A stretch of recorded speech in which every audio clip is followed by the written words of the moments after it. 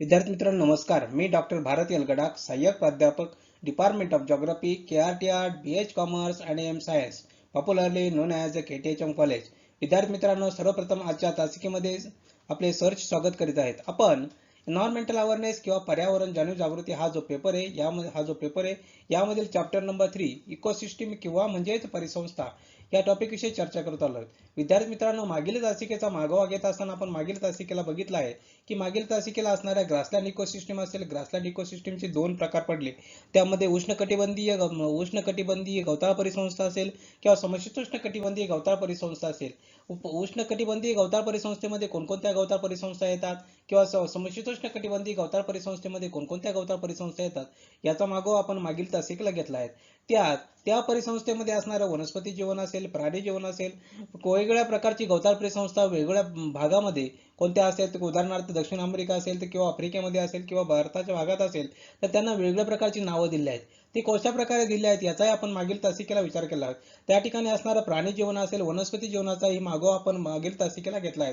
विद्यार्थी मित्रांनो, आज एक नवीन असणाऱ्या इकोसिस्टीम विषयी आपण चर्चा करणार, तिला म्हणजे डेझर्ट इकोसिस्टीम किंवा वाळवंटी परिसंस्था. या वाळवंटी परिसंस्थेचं वेगळेपण काय आहे, वाळवंटी परिसंस्थेमध्ये असणारं प्राणी जीवन असेल, वनस्पती जीवन असेल हे कसं आहे, त्या ठिकाणी असणाऱ्या जैविक घटक असतील किंवा अजैविक घटक असतील यांच्यामध्ये असणाऱ्या आंतरक्रिया या सर्वांचा अभ्यास आपल्याला डेझर्ट इकोसिस्टीम मध्ये करणार आहोत. या डेझर्ट इकोसिस्टीम म्हणजे नेमकं काय आहे, डेझर्ट इकोसिस्टीमचे वेगवेगळे प्रकार कोणते आहे, डेझर्ट इकोसिस्टीम मध्ये असणारे वनस्पती जीवन कसं आहे, प्राणी जीवन कसं आहे ह्याचा विचार आजच्या तासिकेला आपण करणार आहोत. तर चला बघूया डेझर्ट इकोसिस्टीम. आता यात डेझर्ट उष्ण वाळवंटी परिसंस्था बघत असताना या परिसंस्थेमध्ये सर्वसाधारणपणे असा आपण विचार करू की ज्या ठिकाणी वार्षिक सरासरी पर्जन्य हे 25 सेंटीमीटर पेक्षाही कमी पडतो त्या ठिकाणी त्या प्रदेशामध्ये जी प्रकारची परिसंस्था आढळते तिला आपण म्हणतो उष्ण वाळवंटी परिसंस्था किंवा वाळवंटी परिसंस्था किंवा डेझर्ट इकोसिस्टीम असे आपल्या ठिकाणी म्हणू शकतो. म्हणजे थोडक्यात या जर आपण विचार केला की ह्या जर बघितला तर असणाऱ्या उष्ण वाळवंटी परिसंस्था ह्या बहुधा खंडाच्या पश्चिम भागामध्येच आढळतात असं आपलं म्हणता येईल. म्हणजे जर आपण विचार केला की नदन हेमिस्फिअर असेल किंवा उत्तर गोलार्धामध्ये असेल, उत्तर गोलार्धाचा जर विचार केला तर उत्तर गोलार्धामध्ये प्रत्येक खंडाच्या पश्चिम भागामध्ये ह्या उष्ण वाळवंटी परिसंस्था किंवा वाळवंटी परिसंस्था आपल्याला बघावयास मिळत असतील. याचा जर आपण विचार करत गेलो की पृथ्वीचा एक पंचमांश भाग या उष्ण वाळवंटी परिसंस्थेने व्यापला आहे. म्हणजेच वाळवंटातील हवा शुष्क असल्यामुळे शक्यतो या ठिकाणी ढग निर्माणही होत नाही असं म्हणता येईल. आता या जर भूप्रदेशाचा विचार केला तर ह्या भूप्रदेशावर सूर्य प्रखरतेने तळपत असतो. येथे सावलीचं तापमान हे 58 डिग्री साधारणपणे 58 सेल्सिअस पर्यंत वाढू शकते, परंतु तेथे ढग नसल्यामुळे रात्री तापमान हे प्रचंड प्रमाणे झपाट्याने खाली येतात असे आपल्या ठिकाणी म्हणता येईल. कधी गोरी गोठणबिंदूच्या खाली जाते. सर्वसाधारणपणे वाळवंटावरून वर्षभर उष्ण व शुष्क वारे वाहत असतात आणि हे वारे जमिनीची आर्द्रता शोषून घेतात आणि त्या ठिकाणी असणारे ती अधिकच शुष्क बनवले जातात असे आपल्याला म्हणता येईल. म्हणजेच थोडक्यात ही परिसंस्थेमध्ये कित्येक वर्षाचा पर्जन्याचाही कधी कधी अभाव असू शकतो असं आपण या ठिकाणी म्हणूया. थोडक्यात या उष्ण वाळवंटी परिसंस्थेमध्ये सांगत असताना पडणारा पाऊस हा अनिश्चित आणि अनियमित स्वरूपाचा आहे असं याचे वेगळेपण सांगता येईल. त्या ठिकाणी सर्वात महत्वाची गोष्ट आहे की ह्या उष्ण वाळवंटी परिसंस्थेचं तापमान जास्त असल्यामुळे या ठिकाणी बाष्पीभवनाचा वेगही अतिशय मोठ्या प्रमाणावर असतो. थोडक्यात वालुकामय आवरण असल्यामुळे पोषक द्रव्ये असतील, अल्प असतील किंवा पर्याप्तता ही त्या ठिकाणी जास्त असते असं म्हणता येईल. वाळवंटी परिसंस्थेचा विचार करत असताना दिवसात तीव्र उष्णता असते आणि रात्री तापमान एकदम खाली घसरले असले या पर्यावरणीय परिस्थितीला फारच मोठ्या प्रमाणावर वनस्पती असतील, प्राणी असतील यांना तोंड देता येते. म्हणजे एका ठिकाणी प्रचंड उष्णता, एका ठिकाणी अतिशय कमी थंडी, अशा वेगळ्यापणे अचानक होणाऱ्या बदला आणि या बदल देत असल्यामुळे अनेक वनस्पती असतील, थोड्या फार प्रमाणात वनस्पती आणि प्राणी या हवामानात बदलामुळे किंवा तापमानाच्या बदलामुळे त्या ठिकाणी मोठ्या प्रमाणावर त्या ठिकाणी सहन करतात किंवा करतात असं आपल्या ठिकाणी म्हणता येईल. थोडक्यात वाळवंटातील फारशी जीवसृष्टी आढळत नाहीत हे आपण या ठिकाणी नमूद करूया. थोडक्यात असं काही वैशिष्ट्यपूर्ण प्राणी त्या ठिकाणी आढळतात आणि प्राणी किंवा वनस्पती आढळतात असं या उष्ण वाळवंटी परिसंस्थेचं एक वेगळेपण, एक वैशिष्ट्य आपल्याला सांगता येईल. आता हे सांगत असताना पुढचं आपण बघणार आहोत की वनस्पती जीवन आता नियंत्रण घटकामुळे या ठिकाणी वनस्पती ह्या फारशा किंवा फक्त पाणथळ जागीच या ठिकाणी अल्प प्रमाणामध्ये आढळतात असं आपल्या ठिकाणी म्हणता येईल. त्यामध्ये जर आपण विचार केला तर बाभूळ असेल, निवडुंग असेल, घायपत असेल, बाबा असेल किंवा झुडपे असेल यासारख्या समायोजन क्षमतेच्या विशिष्ट प्रकारच्या अल्प जातीच्या प्रमाणामध्ये या ठिकाणी वनस्पती जीवन आपल्याला आढळतं. आता वाळवंटातील निवडुंगासह अनेक वनस्पती आपल्या मांसल मुद्द्यामध्ये साठवलेल्या पाण्यावर जगत असतात असं आपल्याला म्हणता येईल. आता दुष्काळामध्ये टिकाव धरण्याचे अनेक उपाय त्यांच्याकडे असतात या झाडांकडे असं आपल्याला म्हणता येईल. सर्वात महत्त्वाची गोष्ट आहे की काही वनस्पतीमुळे जमिनीवर खोल जाऊन दडलेल्या पाण्याच्या साठ्यापर्यंत कधी कधी पोहोचलेले असतात असं आपल्याला म्हणता येईल. काही वनस्पतींच्या मुळे ही भूपृष्ठालगत खालून लांबसर पसरतात. मिळेल तिथे दव असेल तसेच पाऊस असेल पडल्यावर शक्य तितके पाणी झटकन शोषून घेतात.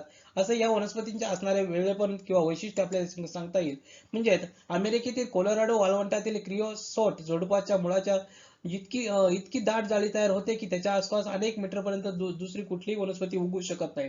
म्हणजे अशा वेगळ्या प्रकारच्या वनस्पतीचे जीवन ह्या ठिकाणी उष्ण वाळवंटी प्रदेशामध्ये आपल्याला बघायला मिळत असतं. आता यानंतर पुढे गेल्यानंतर आपल्याला म्हणू शकतो की ह्याच वनस्पती जीवनातच बघत असताना वाळवंटातील काही वनस्पतीच्या समायोजन क्षमता फार जबरदस्त असते. कारण त्यांना पाणी कमी असतं त्यामुळे पाण्याचा अपव्यय होत नाही. या वनस्पती आपल्या असतात त्यामुळे या ठिकाणी पाण्याचा अपव्यय होत नाही. सर्वात महत्त्वाचा निवडुंगाचा आकार हा फुगीर आणि साठवण्यासाठी भाग मांसल उती असतात. त्या ठिकाणी फांद्या असेल, बुंदे असेल या प्रकार संश्लेषण करत असतात. त्यासाठी उदाहरणार्थ निवडुंग असेल, निवडुंगाला पाणी हे कमीत कमी पाणी निघून जाणारा भूपृष्ठभाग असतो आणि त्यामुळे त्या ठिकाणी ते या असणाऱ्या वाळवंटी प्रदेशामध्ये तग धरू शकतात. आणि निवडुंगाच्या बाह्य त्वचाचा जाड मेनकट असल्यामुळे या ठिकाणी पाणी निचरत नाही. तसेच निवडुंगासारखी आफ्रिकेतील नई किंवा वाळवंटातील युफ्रोबिया ही वनस्पती आहे. तसे वाळवंटामधील कंकर वनस्पती असेल, दगडी निवडुंग असेल ही एक सर्वात महत्वाची वनस्पती आपल्या या ठिकाणी या प्रदेशामध्ये दिसते.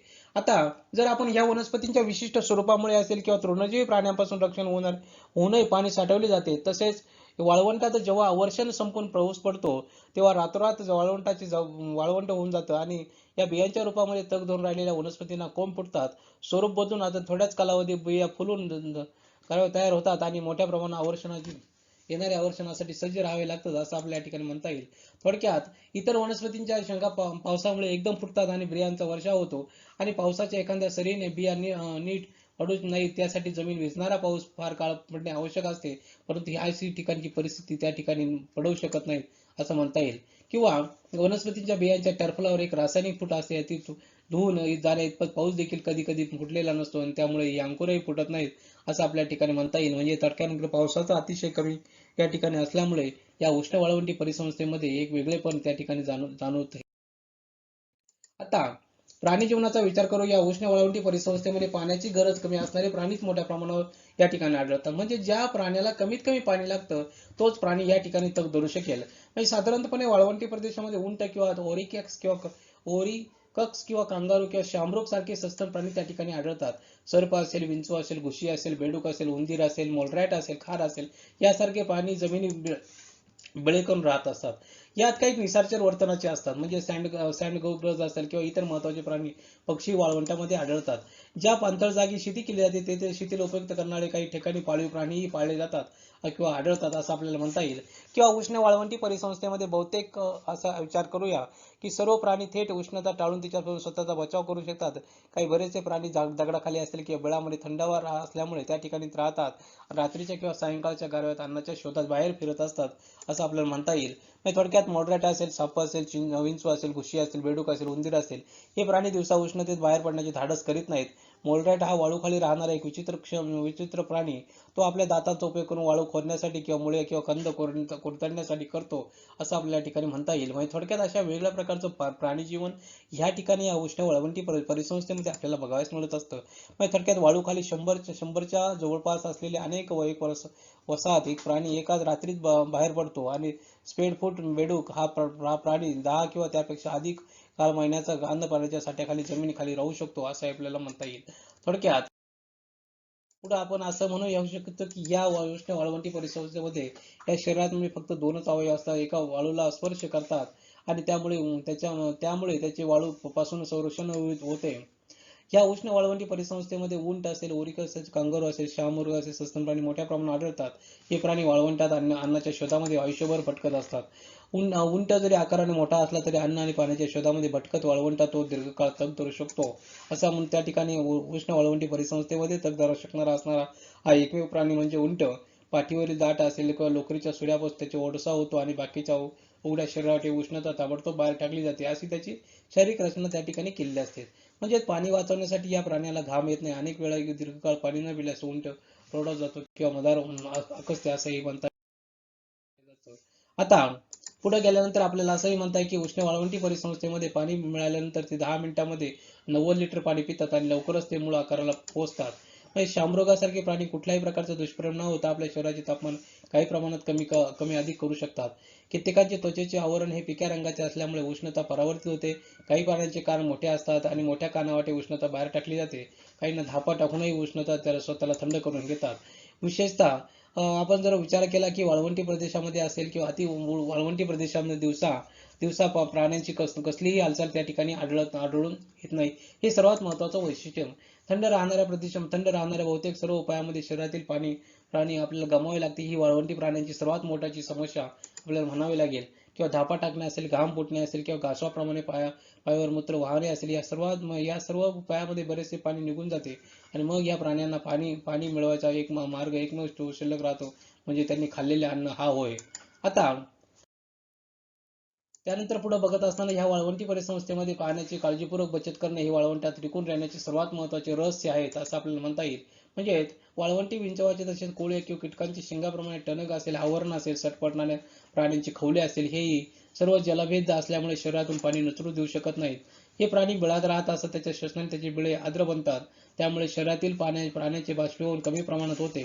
या परिसंस्थेमध्ये रात्री तापमान झपाट्याने कमी होत असल्याने त्या ठिकाणी दव पडते आणि कारण थंड हवेमध्ये जास्त आर्द्रता सामावली जात नाही. दव हेच काही प्राण्यांचा पाण्याचा मुख्य स्रोत असतो. मुंग्यासारखे लहान कीटक हे दैवच पितात, तसेच मोठे प्राणी पहाटेच्या वेळेवर वनस्पतीच्या पानाबरोबर दवही घेतात. आता पावसाळ्यात देखील कसे तरी तग धरून राहिलेले प्राणी वेगाने दिसायला लागतात. अशा प्रकारे उष्ण वाळवंटी परिसंस्थेमध्ये प्राण्यांचे प्रतिकूल पर्यावरणावर मात करण्याचे हे तंत्र हे अजबच आहेत असं आपल्याला म्हणता येईल. म्हणजे उष्ण वाळवंटी परिसंस्थेमध्ये असणारे प्राणी जीवन असेल, वनस्पती जीवन असेल, त्या ठिकाणची असणारी परिस्थिती हे त्या ठिकाणी परिस्थितीचे असणारे समायोजन करतात असं आपल्याला या ठिकाणी नमूद करावं लागत. अशा प्रकारे उष्ण वाळवंटी परिसंस्था असेल, उष्ण वाळवंटी परिसंस्थेमध्ये असणारं प्राणी जीवन आणि वनस्पती जीवन कसं याचा आपण आजच्या तासिकेला मागोवा घेतला. आता विद्यार्थी मित्रांनो, अशा प्रकारे आज आपण उष्ण वाळवंटी परिसंस्था असेल, उष्ण वाळवंटी परिसंस्थेचे वेगवेगळ्या भागामध्ये असणार विविधता, वेगळ्या प्रकारचं असणारं वैशिष्ट्य, वेगवेगळ्या प्रकारचे कोणकोणती वैशिष्ट्ये, कोणकोणते असणार प्राणी जीवन असेल, प्राणी जीवनाची कोणती वैशिष्ट्ये, वनस्पती जीवन असेल, वनस्पती जीवनाची कोणती वैशिष्ट्ये, याचा विचार आजच्या तासिकेला आपण केला. विद्यार्थी मित्रांनो, याविषयी कोणाच्या मनात काही शंका, प्रश्न निर्माण झाले असतील तर माझा ईमेल आयडी दिलाय, यावरती आपण मेल करू शकता. विद्यार्थी मित्रांनो, अशाच प्रकारे पुढील तासिकेला आपण वेगळी एक इकोसिस्टीम घेऊन वेगवेगळ्या प्रकारची एक इकोसिस्टीम घेऊन बघूया. तोपर्यंत धन्यवाद. Thank you very much.